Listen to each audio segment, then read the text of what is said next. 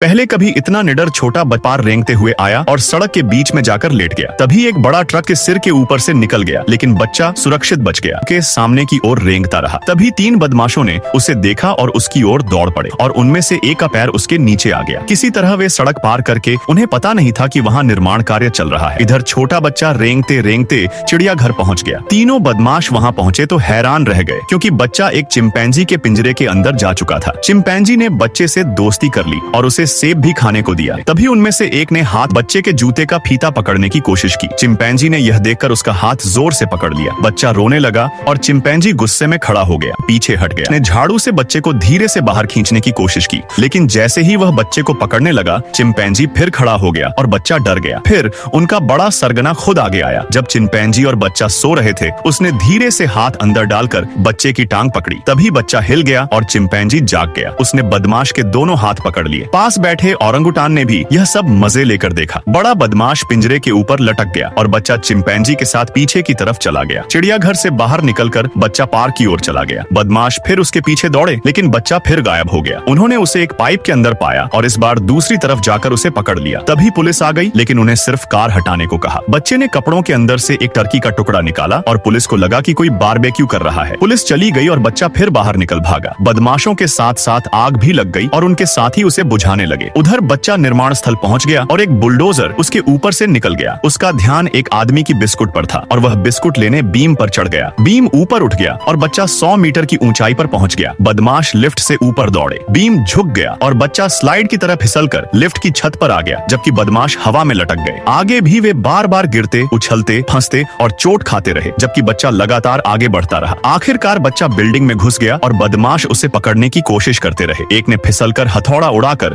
खुद को चोट पहुंचाई, दूसरा मिक्सर मशीन चला बैठा। सब पर सामान गिरता रहा। बच्चा ऊपर से नीचे उतरकर फिर भाग निकला और बदमाश बार बार असफल होते रहे। रात तक 2 बचे खुचे बदमाशों ने उसे ढूंढ लिया। इधर बच्चे के घर में पुलिस उसकी गतिविधियां बता रही थी। नैनी ने समझ लिया कि यह सब उसकी कहानी की किताब के क्रम जैसा है, इसलिए सब लोग वृद्धाश्रम पहुंचे। वहां बच्चा मिल गया। पुलिस ने तीनों बदमाशों को पकड़ लिया और उन्हें सजा मिली।